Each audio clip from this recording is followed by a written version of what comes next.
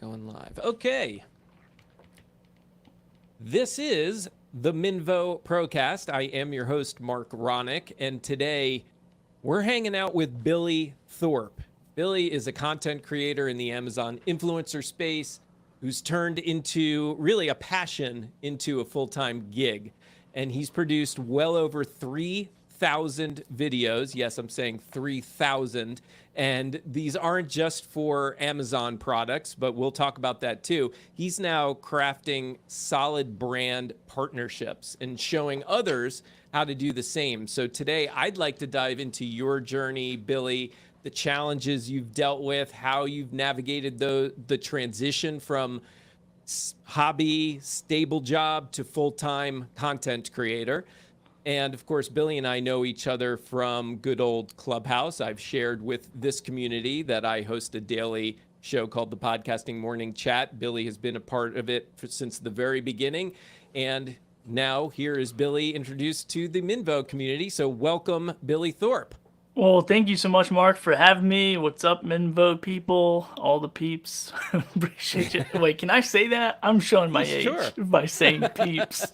I know. I said it the other day, and I questioned myself, too. I said it during the morning show. And, yeah, I think that might date us a little bit. Yeah, and then it runs into, like, Easter candy. That's how my brain works. I went right to the marshmallow candy. But now it's awesome to be here. You know, it's fun to hang out with you guys on Clubhouse in the morning time with your show over there. So to come over here and hang out with the Minvo crew is also a lot of fun. So I'm excited to jump in and hopefully inspire some other content creators. That's the whole goal. Yeah, and I'm particularly excited to have Billy because this is definitely an area that we haven't really dug into yet here on the Minvo Procast. So that whole thing about creating content as an Amazon influencer, creating content for other brands, like this is an area that we don't cover a lot, and I don't think a lot of content creators cover a lot. So let's kick things off by diving into your journey, Billy. Can you walk us through how you did that transition from being a hobbyist, a content creation hobbyist, to really full-time influencer on Amazon and a brand deal? What do we call that? Brand or UGC, I guess, right?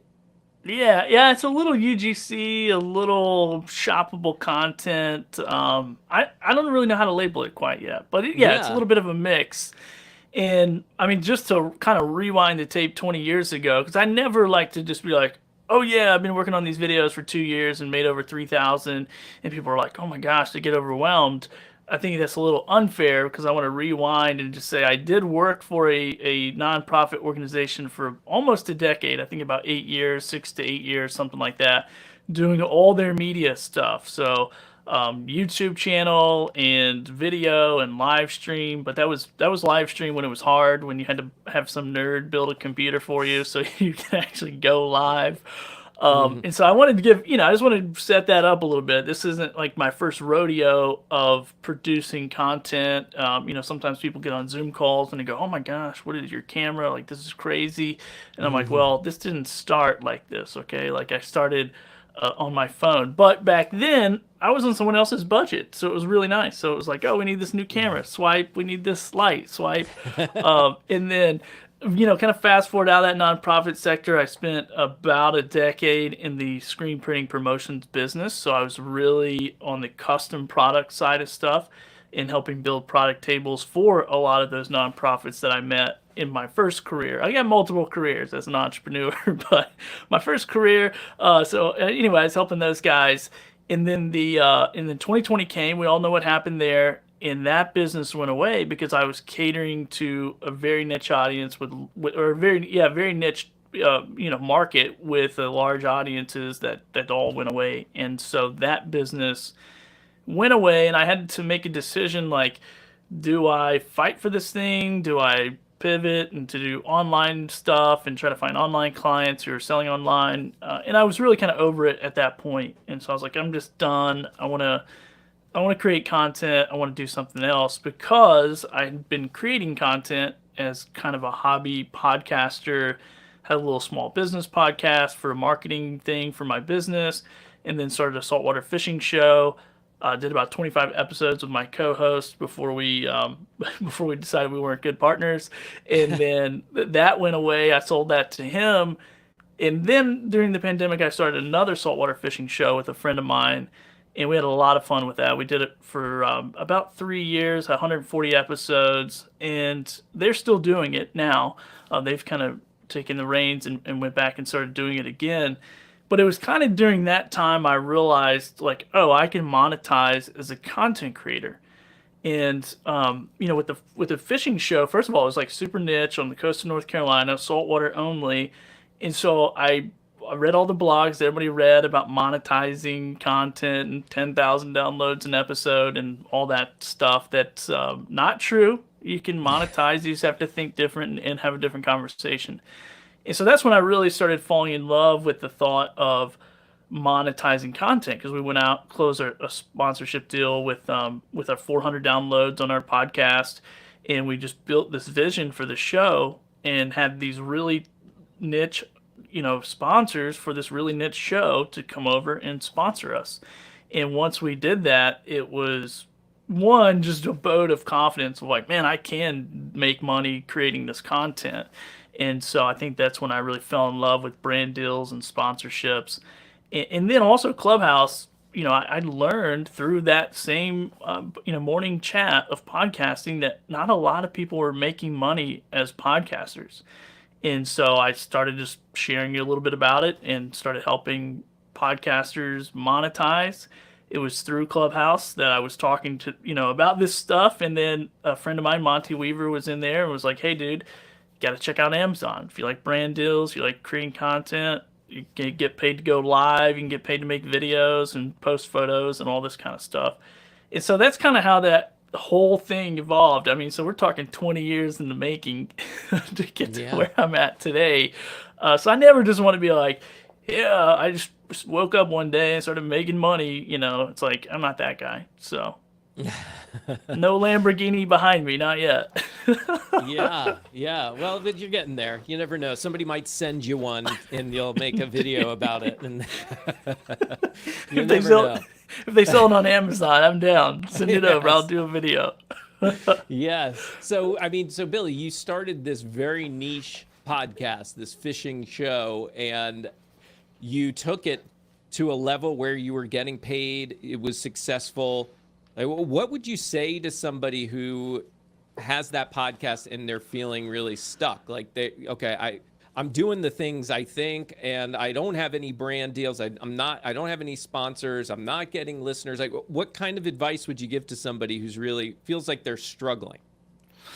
Well, one thing I would always give advice to anybody creating, and I'll say any type of content, but then I'm going to contradict myself later when I talk about Amazon content because it's not super niche. But I would niche down. I would really figure out and a lot of people will say this, they'll go, start a podcast, then your audience will find you. And I think that's backwards. I think it's like, figure out who you want to talk to, what value you're going to bring, and create that type of content, and you'll find each other. Like, go find your audience, tell them about your show, create content, make it really easy, because we can create content about anything and everything, but I really think the ones that take off that you can monetize quickly is going to be the ones that have a niche market. And if I were doing it again, I would drive down the road and look at brick and mortar locations and go, is there anybody that has a business that I can talk about that subject? Because if it's in demand enough to have a physical location and it's doing well, more than likely people are looking for information about that topic. And so take the physical world and then turn something into the digital space. And that's kind of what I did with the fishing thing. Is I looked around. It's a huge fishing community, and there are no good podcasts talking about fishing. Wow. Okay. So what then? Let's get specific on the question. I want to be more specific. How about somebody who comes to you that just says, I have a small audience, I have the niche, and I have no idea how to get a sponsor or a brand deal. What do you say to that? Like, where does somebody start who really just has no idea how to get started? Yeah, you got to make your, I'll say wish list. I used to call it a kill list, but everybody thought that was too aggressive. But a little bit. I would make my wish list of like who really, if we're creating a triangle and it needs to all come together, like who is really going to match my audience, match my conversation, my niche, my topic, and how are all through? Because you're trying to create this little triangle, this little trifecta approach of to make it make sense. And that's one thing that we really looked at was like who makes sense for our audience and for our content. And we had the vision for the content. We know where it's going. We know how we want to produce it. Who's going to benefit the most from this audience that we are going to attract? And keep in mind, I'm saying we are. I'm talking future tense because we had 400 people, or probably 100 people download the podcast 4 times. And so we were like really just pushing vision over anything else. And so, we made a list of those people like, this would be good, this would be good, this would be good. And then from there, it was, first of all, figuring out who could those potential sponsors be. And then what is the conversation I'm going to have when I call them? And what are the conversations are they having with other people? And I really studied the sponsors to figure out what are they already sponsoring? How are they already spending their marketing dollars? How does their industry even work?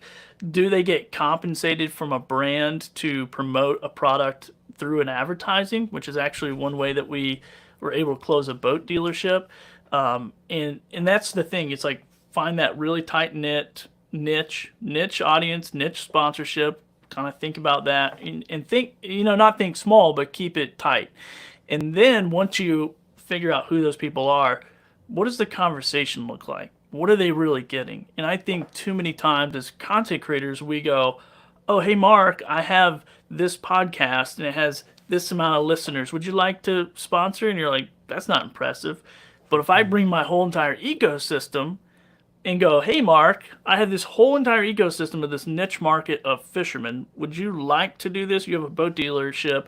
You've sponsored the local parade. You sponsored this fishing tournament, that fishing tournament, this fishing conference. Like, I see your brand everywhere. I know you're active sponsor in the community for all these events. I have an event. It's digital. It's weekly. And there's more opportunities to get in front of more people. Oh, and by the way, we plan on doing this every single week for the next, 52 weeks or 3 or until it's over. And by the way, we're not going to take your ad out. We're going to bake it in. So you're going to pay me one time for a lifetime ad. Name one other marketing company that's going to do that for you. There's not one. So that's kind of the conversation I had, but it took a lot of process to like, what is this ecosystem that we're going to offer and how do we, approach these companies and fight the CPM model. Everybody wants a CPM. And it's like, everybody wants you to work on commission basis, and I'm not interested. Yes, yeah. And I appreciate that about you, too, because a lot of people would just say, that's the way it is, so I have to conform to that. But I think it's people like you that are pushing those boundaries and saying, no, I refuse to accept that. I want to do it this way. And you'll find somebody, right? If you push hard enough, if you look hard enough, you'll find another company that's like, yeah, let's do that, especially if you're packaging it the way that you just shared. Yeah, 100%. And I do think it's easier. So here's the conversation I have a lot, and I have this with YouTubers because I'm in the video space more than anything now. Is they're like, man, you should be charging way more money to make those videos because I do a low ticket, high frequency business model. And they're like, you got to be charging way more money, blah, blah, blah, blah, blah. And I'm like, wait a second. How long have you been creating content? And they're like, 10 years. And I'm like, and how many followers do you have on YouTube? 230 something thousand or whatever. I'm like, and how much money did you make last year? They go, XYZ. I go, me too. I've been creating content for 2 years. We make the same amount of money, but you spent 10 years building an audience to sell. I've just been selling a skill and a service and with a small audience by having a unique conversation that makes me stand out versus just being a creator. Because honestly, I'm creative, but I'm not like, yeah, I mean, you've seen my content. Like, go look at it. Everybody will be like, "Oh, well, this guy makes money creating content. That's sad." Yeah, you've had recently you had a pretty creative video. I saw you were fully all dressed up and playing 2 different roles and everything. I mean, you're creative. I'll get the jacket out here in a second and show you. No, I'm nice, just kidding. Nice. But and I think it's whatever you want to do. Like, if you're like, "No, I want to just create content and build," you'll work on one side of the coin or the other. It's either I'm going to work really hard to get a big audience, or I'm going to work really hard to get on the phone and improve my value and convince people to take a risk on me. I mean, that's just the facts. It's like it's a numbers game, regardless how you look at it. It's all numbers. You mentioned how you talk to YouTubers, and you said they've been at it for years. You've been at it just for a couple. You're making around the same, and that made me think about just these sponsorships, brand deals.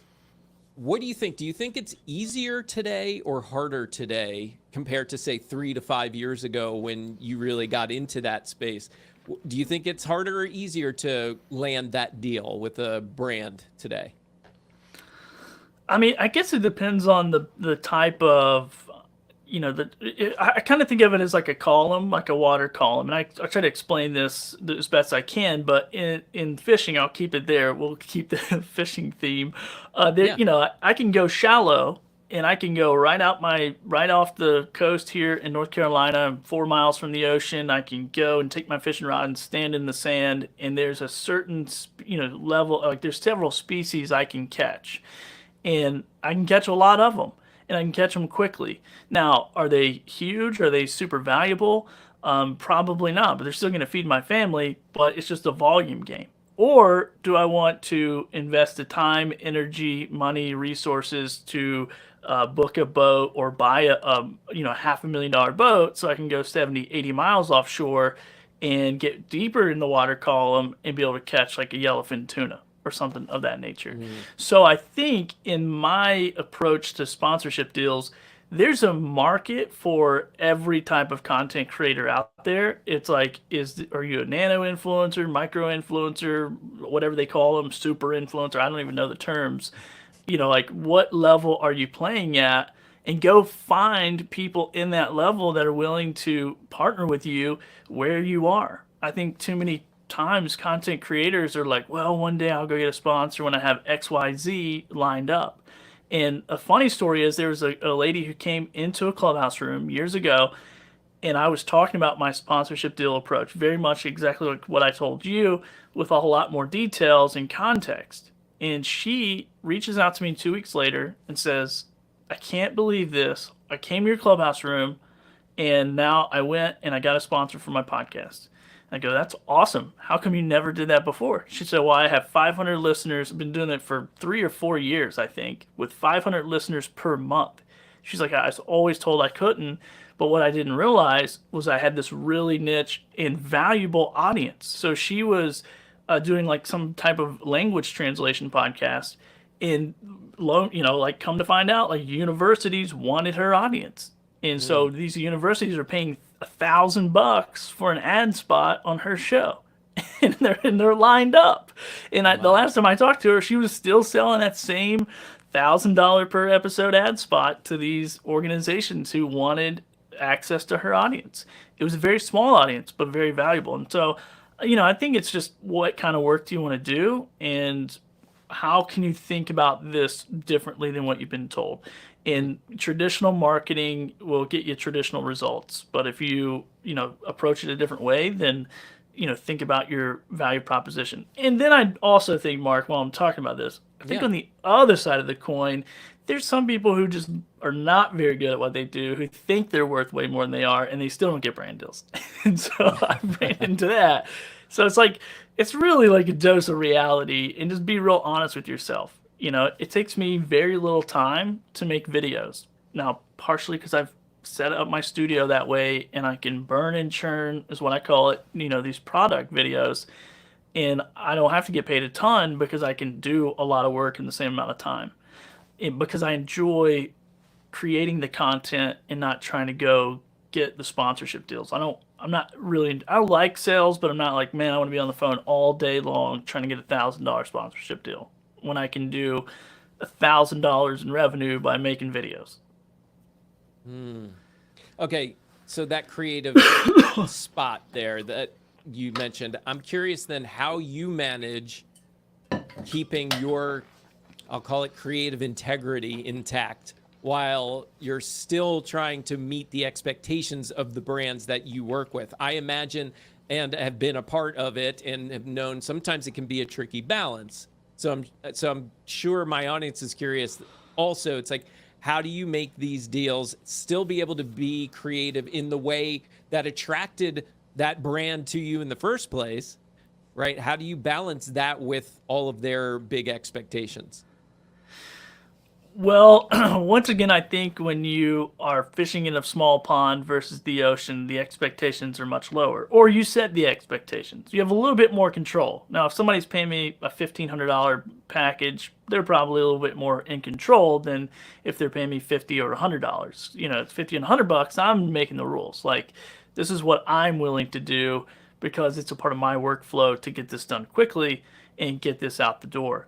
And so I think for me, my creative process is just building that system to do it because it's not very creative. I mean, trying to find, I did like, I don't know, I'm trying to look for a product here, like a mini projector. And then what else have I done today? I've done a lot of different stuff today. But there's like certain ways to present that's very tough creatively because I'm trying to shoot everything in one take. So I'm not editing, I'm not doing multiple camera shots. I'm just hitting the record button, one take, hit my camera switcher between my top camera and my front camera, maybe some B-roll.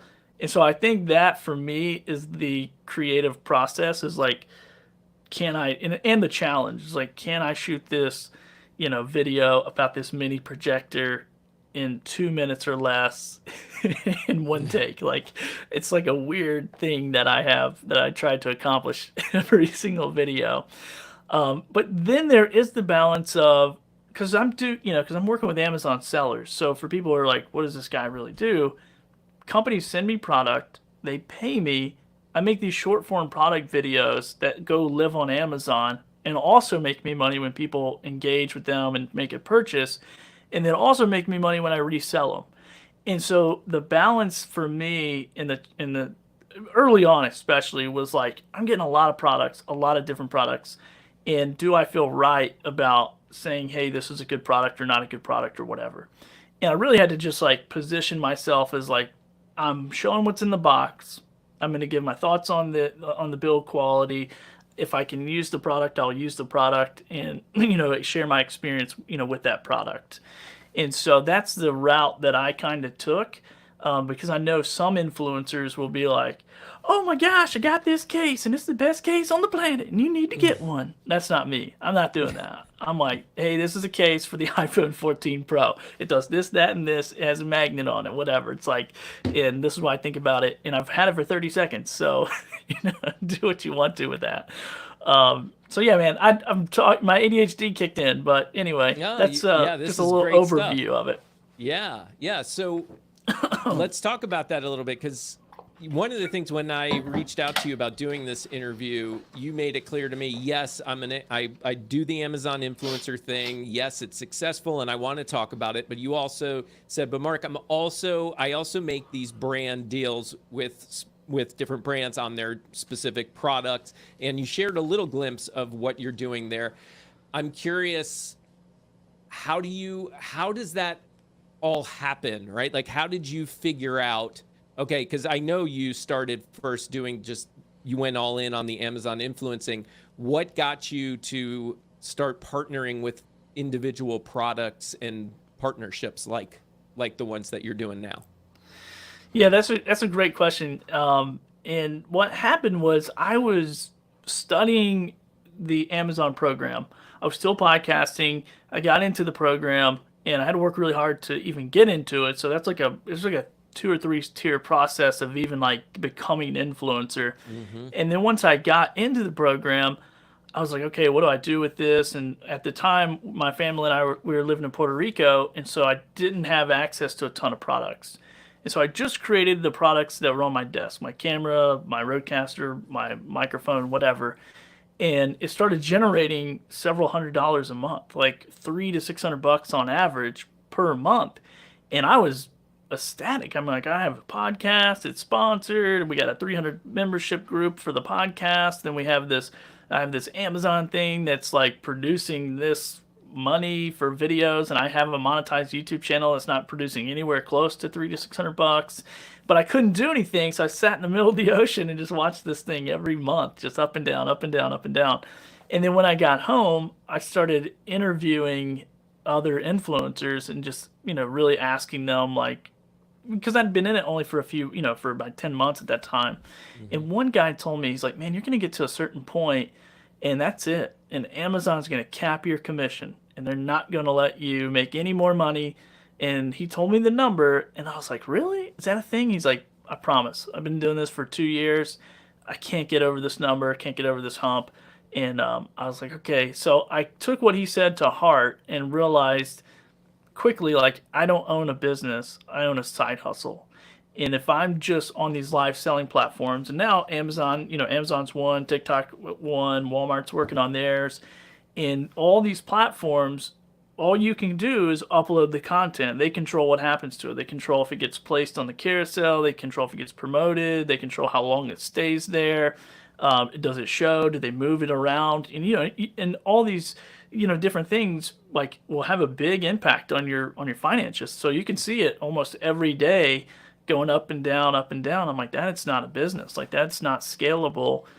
Where can I really scale this business? Like, how do I turn this into a business and not just a little side hustle? And that's when I learned about these companies in China and these marketing agencies working with these manufacturing companies who really needed somebody in the US, somebody that spoke English, that they could just drop their product right from their Amazon warehouses in the US right to our front doors and we can just talk about it. And that's when I was like, okay, I can do that. However, I didn't realize how much of that was needed. And the first couple months, I was so busy. I actually hired a friend of mine to help me. And I think 1 month, dude, right before the holidays, we did like 250 videos in a month. And I was like, part of that was because I was pricing everything like dirt cheap. Because I was just like, oh my gosh, I can just get all this product. Like, this is insane. And before I knew it, I had so many products. I'm like, I'm gonna die under this mound of products. Like, I have to figure it out. And that's when I really got into like the liquidation and the reselling all that product. And so that's how I got into it. And that's when I really became passionate about working with these companies to, because they have a business too. And they're moving a lot of product and it's a lot of new to market stuff. It's a lot of, you get on Amazon right now and you look and it's like lightning bolts coming out of looks like a lightning bolt like coming out of here because this knife like charges your phone while knifing and flashlights and all this weird stuff. But the question is like, how does this thing work? And so it's cool to have all those graphics on your listing, but how does it work? Just show me how it works. I'm kind of looking for this. And so that's where I have fun is really, just saying here's what it does. Here's how it works and serving those clients, just making that type of content. And man, once you get locked in with some of these agencies, they're doing 10, 20, 30 products a month. And you're like, oh my gosh, I'm turning down so many deals, but I just gotta I got to be able to breathe and work. So a lot of opportunity in the live selling, live shoppable space for sure when it comes to product content. So let's explain to people really, like, let's give them an example so they can connect with this, because this is really, the strategy can really make you some good money. And I want people to connect with this, right? Because, and I think it might have been the video I referenced earlier where you were playing two characters dressed up with the wig and all that. I think that was the one I saw where you actually kind of shared that breakdown where it's like you get the product, you're making the videos, and then you're selling the product. Walk us through an example of that, maybe a recent product or one that sticks out in your mind. Just walk us through, like, how does that all go down? Yeah, so in the beginning, it's a lot of outreach, like anything else. You're just letting people, well, first of all, I'm sorry, let me back up. When you first start in the Amazon program, you have access to upload any video as long as it's available on Amazon. So you can literally go through your entire house, make videos of everything. As long as it says available and has a price on it and somebody can hit a buy now button, you can upload that video and tag that product. And then hopefully your video will live on that product page. And when people watch the video and make a purchase, then you get a small commission off of that. So that is really the basis of the program. And the beauty of that is it's semi-passive revenue. You make the video once, hopefully you make money off of it twice. But as I said earlier, Amazon controls it after the upload, so you have no control. So what I did was, first of all, you got to have a portfolio. If people don't know what kind of content you make and all this, you're not going to get any traction. So I would create 50 to 100 videos, quality content, like quality lighting, quality audio, and talk about products that you love, that you are used to. It's not a lot of learning curve when you're doing stuff that you use. And create super good videos. Horizontal videos and show your face. That's what brands want, especially on the Amazon platform. And that's important I want to just stop and say horizontal, right? Because we've gotten so used to now as creators so much of the vertical stuff. So I just wanted to pause and make sure people are hearing that. Horizontal videos when it comes to those Amazon influencer videos. Well, when it comes to brands, so Amazon actually prefers vertical 30-second videos. Brands want a horizontal 1 to 2 minute video. Okay. Brands pay me more than Amazon, so I'm gonna do what the brands want. Because once again, I can control that revenue, I can control that workflow. And so once you have those videos up and you kind of have this portfolio and like, this is what I do, this is how my style and all this, and that's a lot of fun to create. And also after 100 videos, you kind of got a workflow of like how this works on just creating the videos. Then what I would do is I start reaching out to these companies, and there's just, I could get into it, but there's tons of ways to reach out and find companies and email addresses and Facebook groups and all this fun stuff.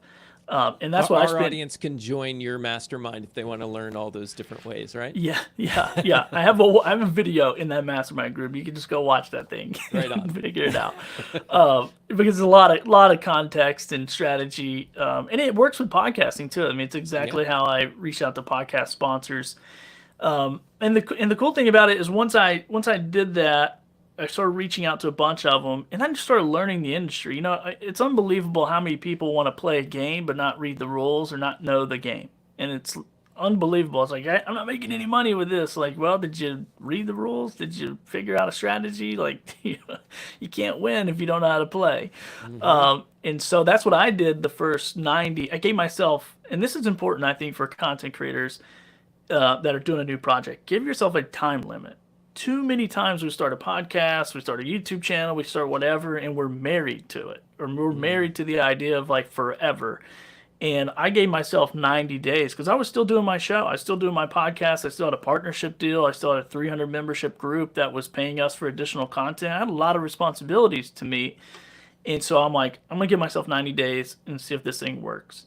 And then after that so the first 30, I just spent reaching out to brands, trying to build relationships, trying to say, hey, I'm a content creator, I'm an Amazon influencer, and just learn the industry and what these companies wanted. And then it was after that it kind of took off, and the holiday season was just a blur. It was like insane. And then January, February though is crickets, because no holiday season.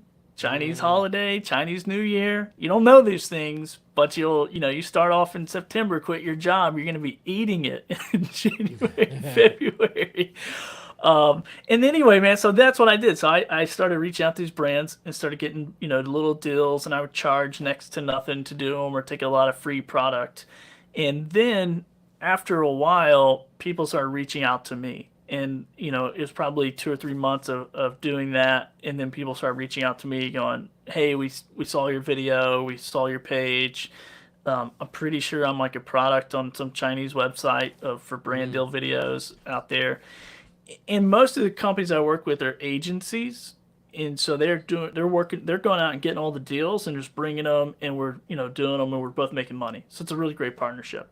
And then I also work directly with some companies where I'm working with their marketing department directly, where they manage influencer relationships in-house. And once that starts going crazy, that's when it's really important to get, some type of a CRM, some type of inflow where everything comes in the same inbox, and then manage those deals that way. So yeah, it's different than when I sold sponsorships for the podcast, I would sell like 3, 6, or 12-month packages. This one is more hands-on, more hands-on, because it's like they don't necessarily have like 50 products sitting waiting, to send to you. So they're kind of doing their deals, and then they're bringing those deals to me, and then making the video. So it's kind of an interesting partnership, for sure. But once you get in it and create those videos, then those videos go on related product pages. They end up on other people's product pages, and these companies are all competition, so they're looking at their competition going, oh, that guy created this about this wireless HDMI transmitter. I want him to create one about mine. And then they'll reach out to me through my Amazon page. And then you mentioned this earlier. So then you have a plethora of products sitting around in your place, and you're actually turning it around.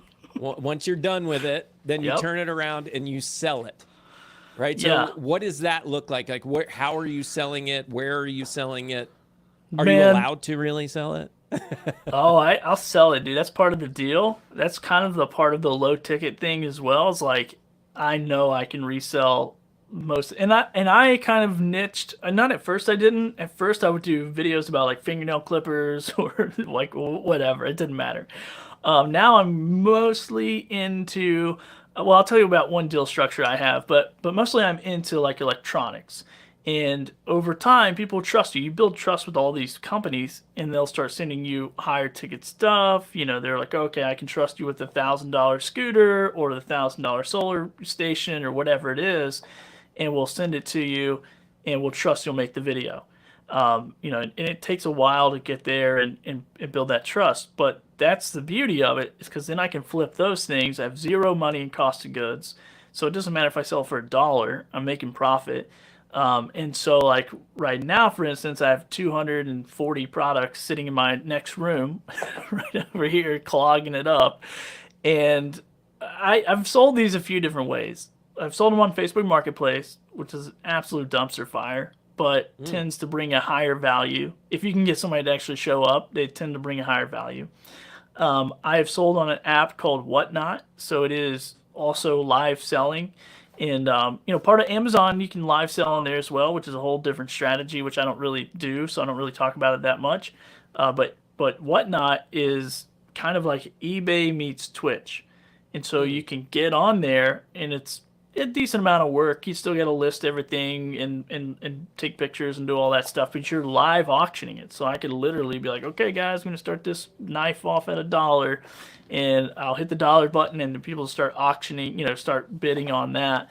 And when the timer goes out, it's done. And there's a lot of different strategies with that. I mean, it's a whole nother platform. It's a whole nother audience. It's a whole nother world. And so I did that last year. I did quite a bit. I mean, I grew an audience over there to like 2,700. I think I sold over 1,200 products. Just me right here out of my office, just doing all that. It takes about 6 hours to do a show of 100 pieces from top to bottom, from start to finish. And you do that in 6 hours straight? Show? No, it's just like a couple hours to set it up, couple hours for the show, and couple hours for shipping. But yeah, it takes about an hour and a half to 2 hours really and I have a lot of fun, and that community is a lot of fun over there. But they charge a fee, and then you got to ship everything, and so that's like a whole hassle. But now, and I did this early on, but I'm working on a deal actually this week. I hope it goes through, where this guy locally may buy everything.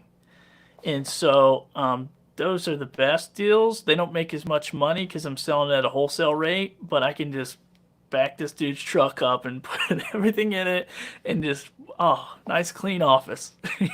So yeah. A lot of benefits to that. And also no seller fees, no shipping. I mean, that's the easiest, but that's also the hardest to find somebody, who's going to write you a fat check for all 200 something items. But yeah, that's different. And I've given stuff away. I mean, Christmas gifts, birthday presents. I've hooked up my neighbors with everything you can imagine, just giving stuff away, which is also a lot of fun. There's a podcaster here in town. I did actually through Amazon. I did one of my first brand deals was with Shure, the maker of this microphone. and they sent me some product. It wasn't like a cash deal. It's just like, hey, here's some product, create content around it, do whatever you want. And the cool thing is I've been able to use that product to help other people. So there's a guy in town want to start a podcast. He was like fretting over buying a microphone. I'm like, here, dude, here's an MV7. Like, you can just have it. He's like, you gotta be kidding me. I'm like, no, you want to start a podcast? Here you go. And those are some of the things I probably should talk about more, but I just don't. But it's just helping people, get whatever they need. It's like, yeah, I got it. Somebody gave it to me for free. Like, if you can use it and you don't have any money for it or whatever, it's going to help you out in your journey, then sure, here you go. You can have it. So that's a lot of fun when you get to do that stuff. So there's a lot of, you can do giveaways with it. I mean, I could probably grow my audience every week just by doing giveaways. It's like, who wants a fold up chair with a battery in it that massages you and heats you at the same time? I mean, I might be interested in that. I have one of those. I mean, and that's a whole other avenue you could go down too, Billy. You could actually be reaching out to content creators looking to grow and looking to have some kind of significant giveaway, but they don't want to pay the full price for the giveaway. True. You could sell it to them at a cheap price, right? And then they could give it away and everybody's happy. Yeah. Right? That's true. That's a great idea. Yeah. I only charge $100 an hour for that. Okay, I was gonna say, man, don't be coaching too much. I don't want to get an invoice. Well, all right. So we are just about at time, and I want to ask you another question. So before I do that, please let everyone know how they can connect with you, where, and really maybe even more importantly, if they're interested in doing what you do, how can you help them do it? Yeah, that's a great question. So BillyThorpe.live. BillyThorpe.live. Okay, I was almost thinking of my email, which has my name in it a couple times. But BillyThorpe.live is going to be my website. And if you're just like, hey, I listened to this, I really, you talked a lot, I don't really understand it, there is a free video under resources on my website. Just pop in your email. I promise I won't. I always forget. I don't even think I have it. I forget I have an email list. Like, I'm horrible. But it'll send you a link to a YouTube video where I just break down the Amazon Influencer Program, and it's very basic model. That way you can just see what it is, how do I get into it, what's the requirements, or what do I think the requirements are, because nobody really knows. Free resource, totally free, and yeah, that's it. And then once they get in, then there's other steps we could take if they're having trouble, but that's probably the easiest way. Okay, cool. And so let's look ahead for a moment. How do you see the role of influencers evolving, especially on a platform like Amazon? Well, I think, and it's so funny because I would not think of myself as an influencer. I mean, I don't know what the criteria was. I can't remember when I got into the program. But obviously they thought like, okay, this guy's got, because, Amazon, first of all, Amazon's whole thing is like, we want you to bring people. Like if you were selling something on your website, you're like, dude, I want you to create content, bring people over. I don't want you to necessarily just continue to sell to my audience that's already here. However, I do think there's a value in creating content that educates and kind of helps people make a decision, like yes or no. And that's what my goal is like, I don't say, hey, buy this or whatever. I just like, how can I help you see what this product is and how it works and make a final decision? And I think the whole live selling game, I think the shoppable content game has been big in China for years and years and years. And it's just now really getting into the US, and just now people, when I say, yeah, I do Amazon influencer videos, they go, oh, I know what that is. Like, how do you get into it? Just now, after 3 years of being in the program and talking about it a lot. And so I think TikTok Shop has come out with their own thing. TikTok and Amazon just signed a deal like a few days ago where you're going to be able to purchase, it's going to ship right from Amazon. You're going to purchase from Amazon, but while you're shopping on TikTok, which is huge. And I think a great move for Amazon. I think TikTok was coming in after them. And I think a great move for TikTok, just because all the, the higher level political stuff that's going on. If they're, if they're in partnership with Jeff Bezos, I don't think too many people are going to be pushing back on getting them, out of the States now. So that might be a solid deal for both of those companies. So yeah, man, I think we're gonna see more live shopping, more videos, and it's gonna become a part of how we shop in the U.S. And then I also think, Mark, that there's gonna be opportunity for you and I'm working with a company right now, testing out their stuff where I can go live on my own website and push that feed out to other places, and my content is shoppable.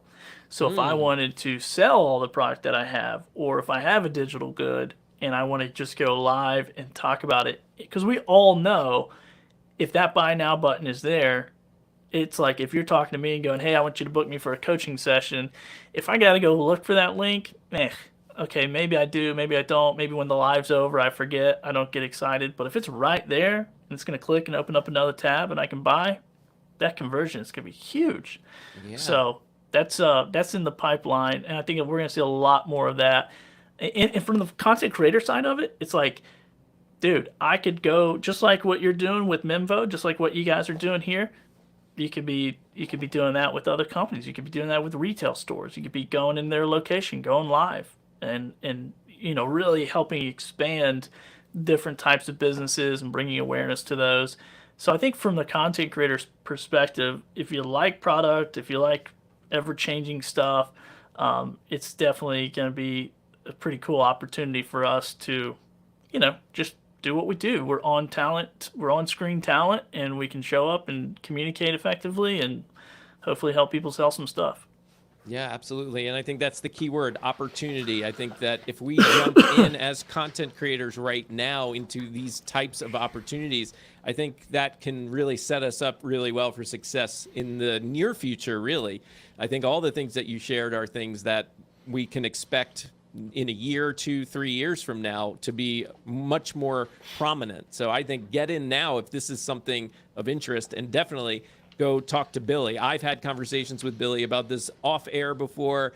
I know he's had a lot of conversations with people in similar circles, and he's got a whole group that he does this with on a regular basis too. So definitely check Billy out for sure if this is something of interest to you. Thank you so much, Billy, for doing this. I appreciate it, and looking forward to having you back sometime too. Let's talk some more about it. Yeah, man. Thank you so much, Mark. I appreciate it. I'll see you You're probably welcome. in the morning. Yeah, I'll see you tomorrow morning, I'm See ya. sure. Take it easy.